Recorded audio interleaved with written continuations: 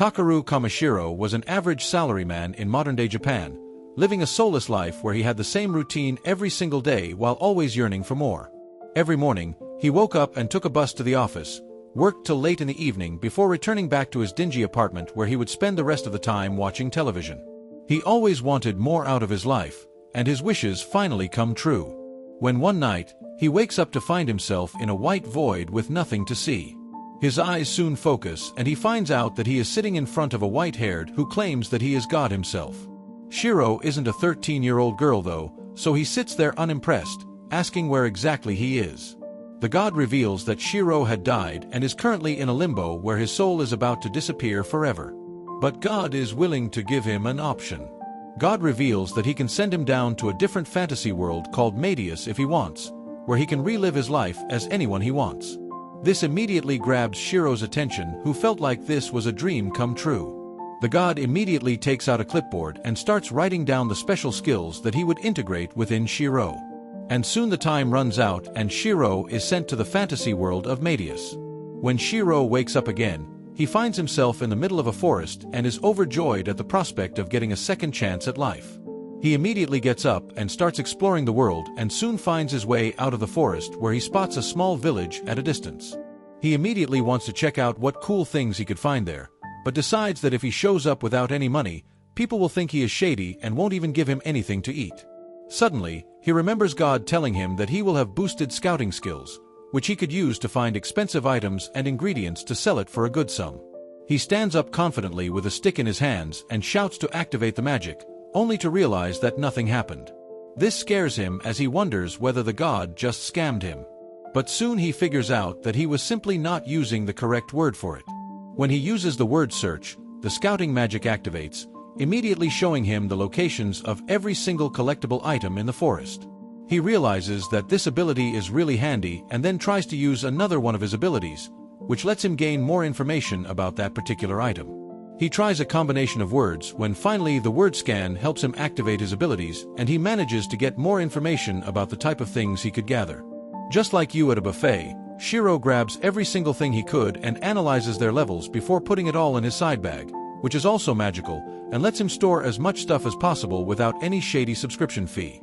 With all the materials gathered safely in his tote bag, he decides to move towards the village. A man named Marlowe is sitting outside the village and he's surprised by how tall Shiro is. So, he thinks Shiro must be a warrior, but he mentions he's just there to sell the materials he's collected. Marlowe mentions they don't have a specific shop that can buy everything from him, but he points him to the general store. And as he enters the village, he gets embarrassed because everyone is staring at him. He reaches the store where an old man named Jerome asks him what he's there for since he's never seen Shiro before. He shows Jerome the poop he found, which amazes him and he offers 5 silver coins for it, but Shiro has no idea what it's worth. He asks Jerome the cost of a night at the end, and he mentions it's 500 rave, where 1 silver is worth a 1,000 rave. So Shiro was shocked by how much the poop was worth. He tells Shiro to show him everything he's got. And seeing the amount of stuff he has makes him wonder what Shiro is doing in their small village. So he mentions that he's just traveling. He offers Shiro a job telling him to gather miser ore from the eastern mountain. Jerome offers 360,000 rave for all the materials that Shiro has, but he can't believe the amount of money he's getting just for a day's work. And Jerome tells him to be careful when he goes to the mountain because monsters might appear. At night, as Shiro lies down in his room, one of the Noble staff members named Ellie brings hot water for him, saying it will cost him 30 rave per use. He doesn't understand what he's supposed to do with it.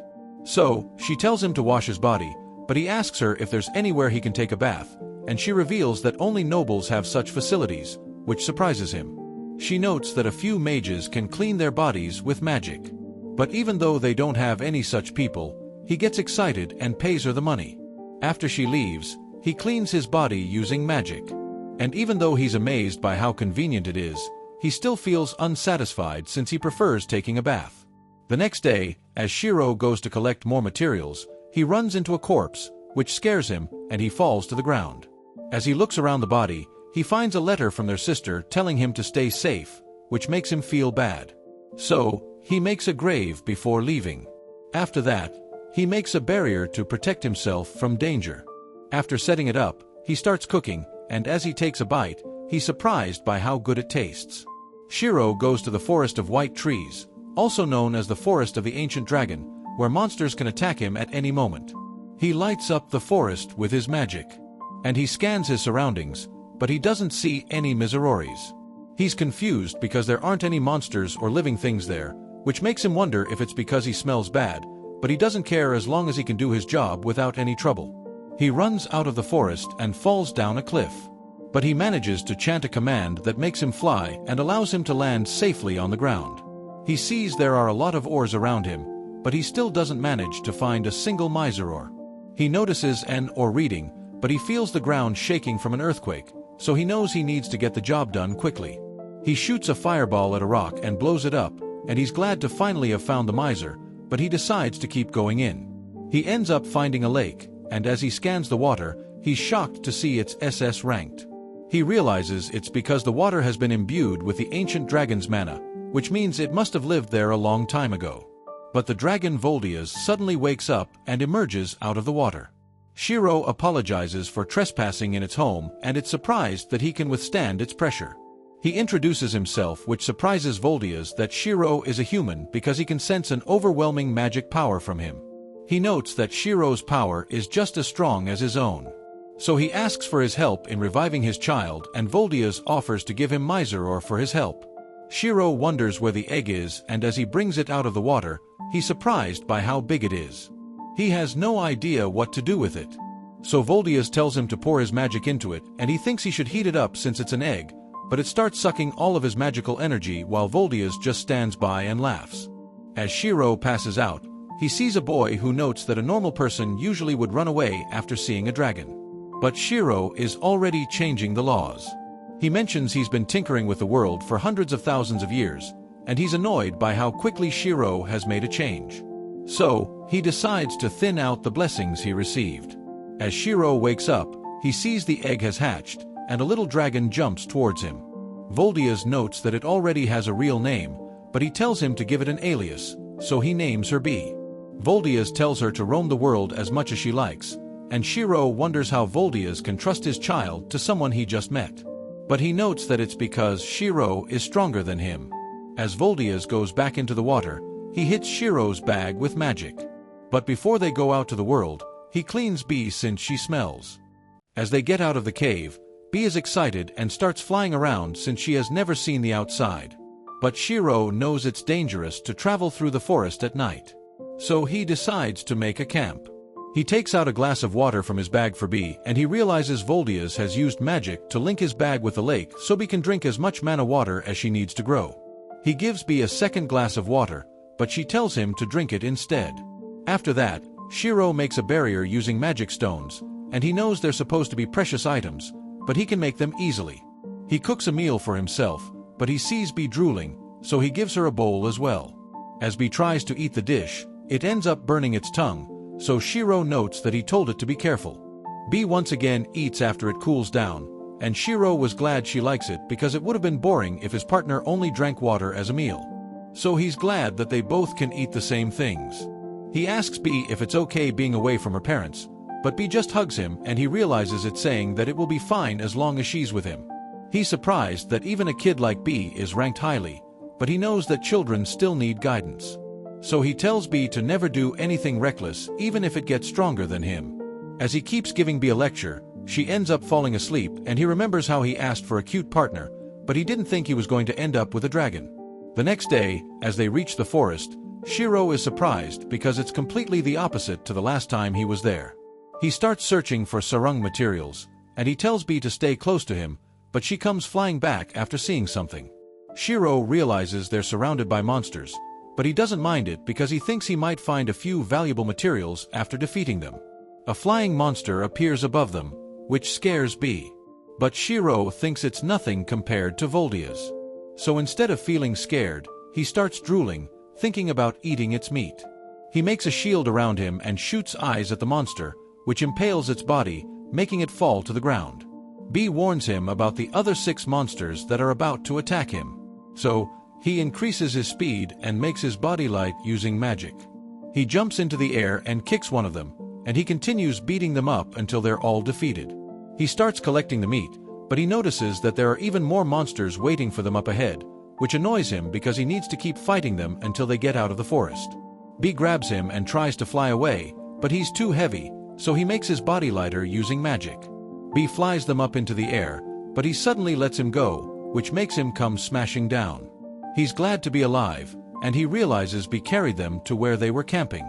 He tells B to take it easy on him since he's only a human, and he mentions he will keep depending on her in the future, which makes her happy, and she tries to hug him, but he ends up getting hurt once again. After that, as they're walking through the forest, Shiro notices that B is interested in the stick he's holding, so he mentions it belongs to a famous tree. B breathes on the stick, and since her breath is filled with mana, it makes the stick grow. He wonders if it's normal for a material gatherer to use such a staff because he doesn't want to look like a flashy mage. Shiro suddenly hears something and he tells B to be careful because it might be a monster. B goes to check it out. So, Shiro runs after her to make sure she doesn't get hurt. But he sees B flying around a tree. As he goes toward it, he finds an injured elf and he wonders if she was attacked by a monster. But after hearing the rumbling from her stomach, he realizes she's just hungry. She asks for water, so he gives her his bottle.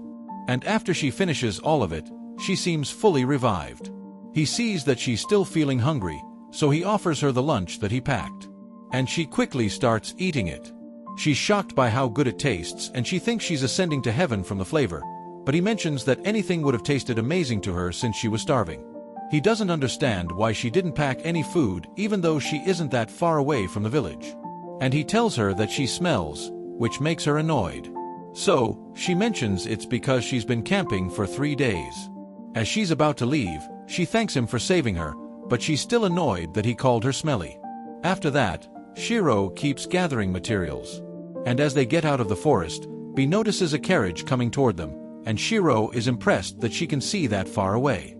The man on the carriage named Porin asks Shiro if he's a mage since he's holding a staff, but he mentions that he just collects and trades materials, which surprises him because it's rare to find a gathering specialist.